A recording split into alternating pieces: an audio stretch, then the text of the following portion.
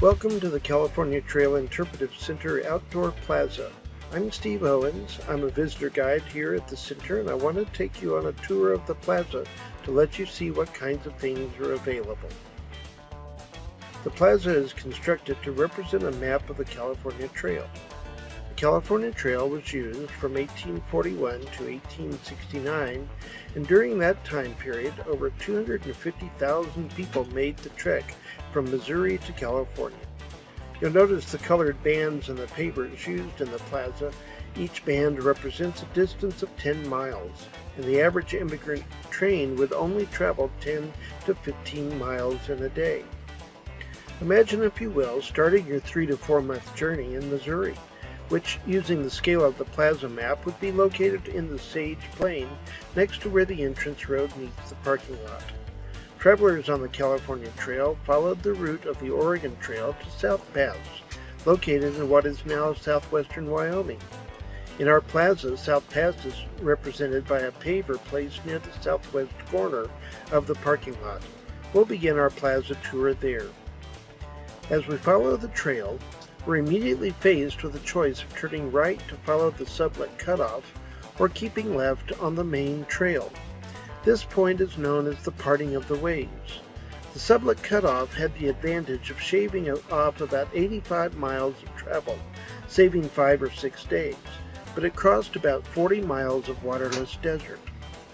The main route led on toward Fort Bridger, a supply station owned and run by explorer Jim Bridger, who was quite a character and offered advice, both good and bad, to immigrants passing through his post.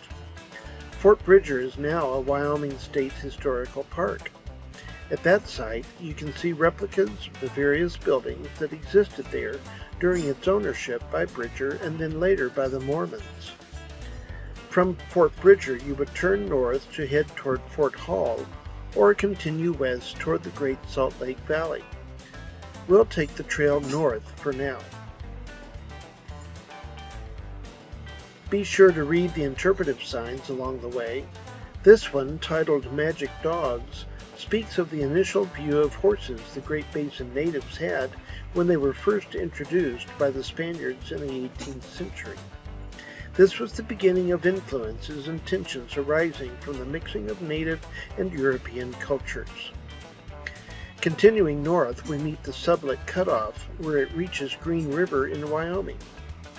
This, like many of the river crossings, could be very dangerous because of the high waters and fast currents during the late spring when immigrants were traveling.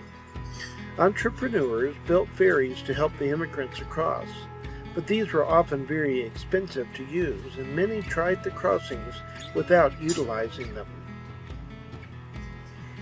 Here we turn to the northeast to seek out the Bear River Valley. The trail will reach another point where you would choose to loop north to resupply at Fort Hall, or take the Hudspeth Cutoff due west and bypass that loop. Near this junction, you would also marvel at Soda Springs, one of the many hot spring features encountered along the trail. Immigrants often called the Soda Springs Beer Springs because of their taste being reported as similar to that of ale. Visitors today can still explore the springs and take a taste for themselves.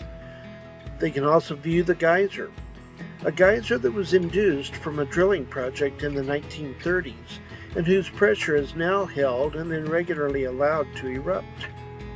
Immigrants saw a natural geyser in the area that they dubbed Steamboat Geyser because of the puffing sound it would make. Continuing on to Fort Hall, we reach the northernmost point in our journey to California. In the early 1830s, a young businessman named Nathaniel Wyeth became interested in the trade possibilities of the Pacific Northwest. In 1832, he visited the annual get-together of trappers known as the Rendezvous.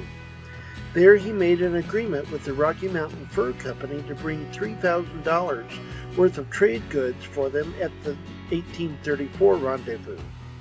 This he did, but the company, being in financial difficulties, refused to accept the goods. Wyeth, not seeing any other way open to him, moved on westward until he reached the bottoms of the Snake River. There, on the 18th of July, he started the construction of a trading post, which he named Fort Hall.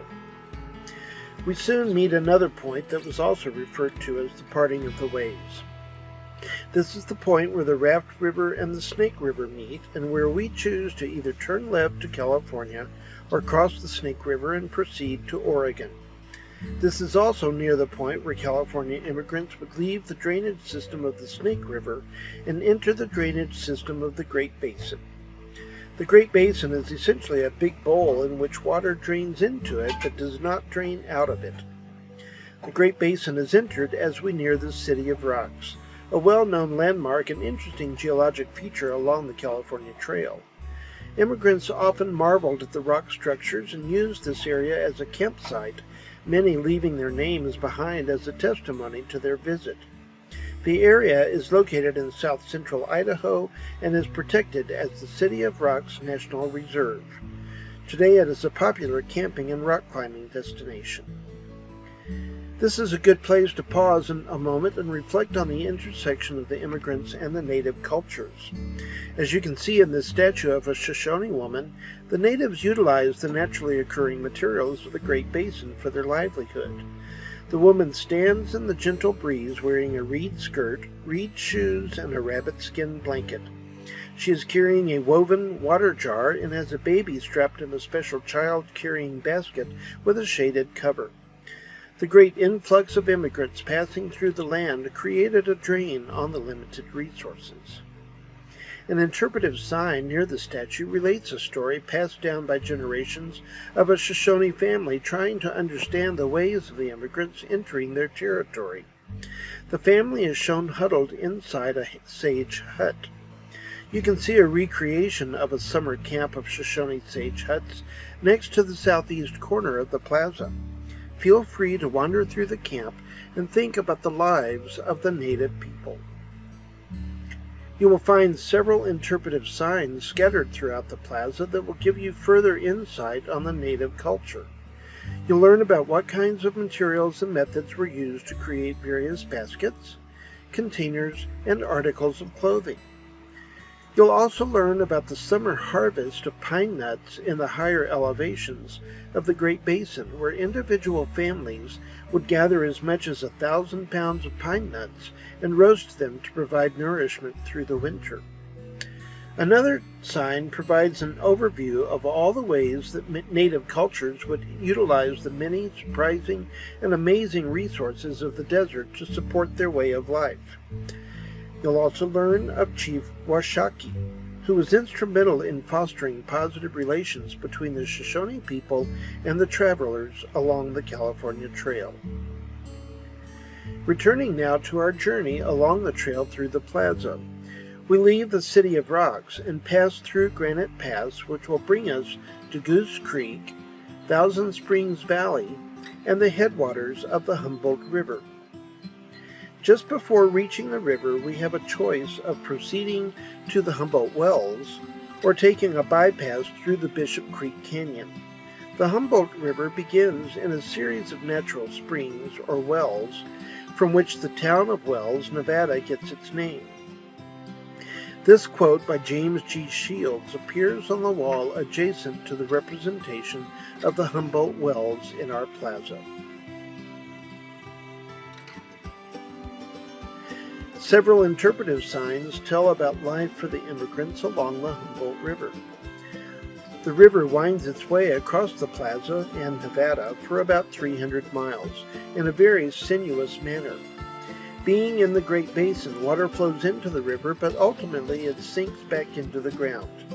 As a result, the river becomes progressively saltier the further west you go. It was a necessary evil that immigrants had to rely on across the desert lands.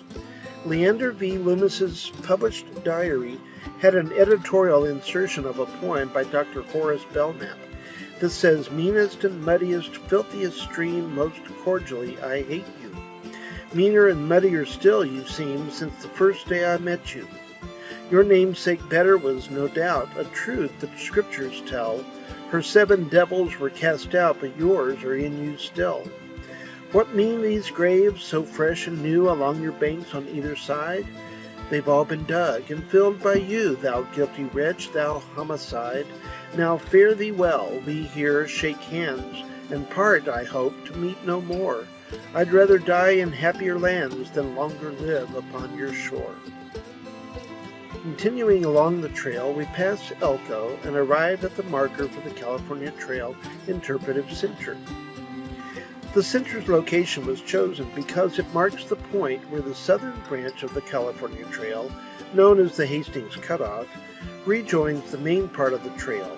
We'll explore the Hastings Cutoff in a few moments.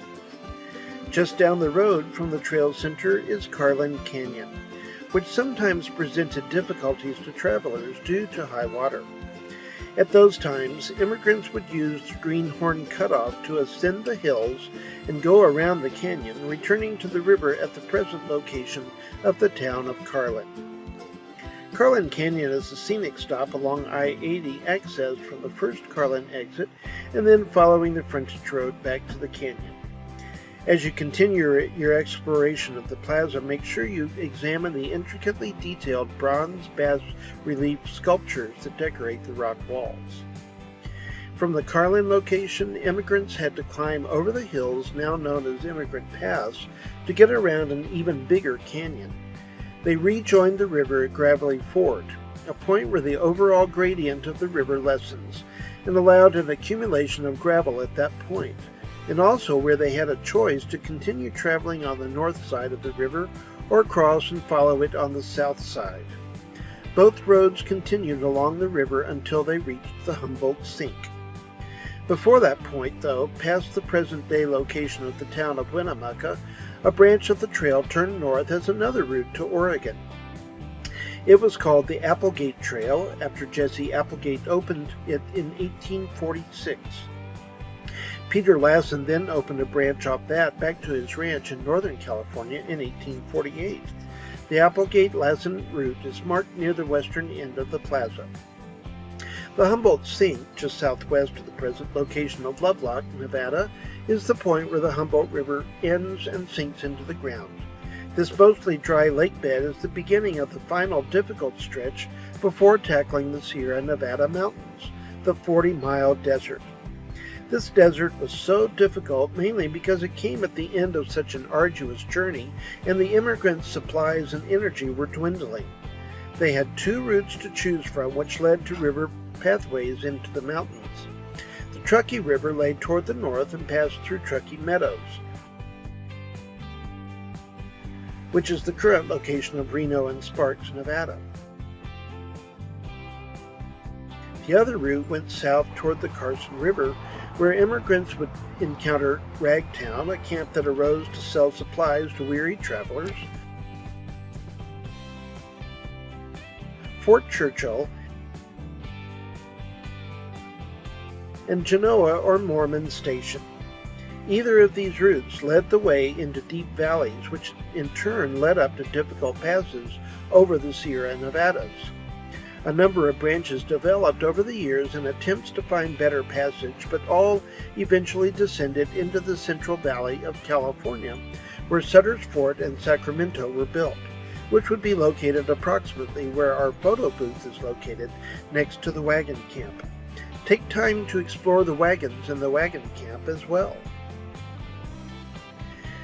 The final segment of the trail depicted in the plaza is the Hastings Cutoff, promoted by Lansford Hastings. This became especially famous because of its association with the ill-fated Donner Party in 1846.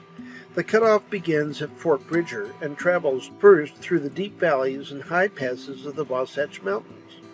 It then drops into the Great Salt Lake Valley and the location of Salt Lake City. Of course, when the Donners passed this way, the valley had not yet been settled by the Mormons, and they were pretty much on their own. You can learn more about the Donner Party in the indoor exhibits of the Trail Center. Standing in the plaza at the location of Salt Lake City, you can see a representation of the Great Salt Lake etched into the pavers of the plaza. You may also notice a trail heading north from Salt Lake City that is called the Hensley or Salt Lake Cutoff. This route opened in 1848 and went around the north end of the lake to connect with the main trail southwest of the city of Rocks.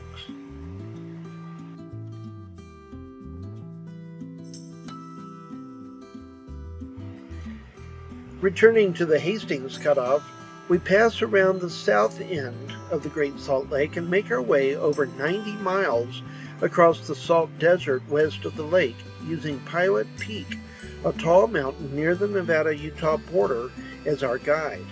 It has life-saving springs flowing from its eastern side, which are crucial for the survival of immigrants using this route. The cutoff continued from Pilot Peak across the alternating mountains and valleys of eastern Nevada until it reached the Ruby Mountains southwest of present-day Wells. Travelers to this point have seen very dry and harsh conditions and may have regretted choosing this path. However, many immigrants, upon reaching what we know as Ruby Valley, remarked on how pleasant and lush the valley is in comparison to the land they've just traversed. But to get to California, that had to get around this large mountain pass. There were 3 usable passes, but only one would work for groups with wagons. Secret Pass was an easy route if you were packing with just animals, but its canyon was too narrow and difficult for wagons. Harrison Pass was higher, but also was not suitable for wagons. Wagon trains instead had to continue south along the base of the Ruby Mountains through the natural wetlands region, note the etched Ruby Lake in the plaza, which is now protected as the Ruby Lake National Wildlife Refuge. This would bring them to Overland Pass. Before we follow Overland Pass through the plaza, take a look at the interpretive signs near here, and also look across the valley to the south. You can see the canyon of the South Fork of the Humboldt River. This is the point where the Hastings Cutoff, after traveling south around the Ruby Mountains, found its way back north through this canyon to reach the valley of the Humboldt River. We finish our journey along the Hastings Cutoff as we return to the main trail in Elko Valley. The final point of interest in our plaza tour is the statue exhibit next to the entrance to the building. This sculpture depicts a mountain man telling tales of his adventures to onlookers. The sculpture by Diane Cooper is based on a painting by William Tiley Rainey that can be viewed inside the center. And this completes our tour through the outdoor plaza of the California Trail Interpretive Center. Come and visit us, see the plaza for yourself, and don't forget to check out our indoor exhibits also.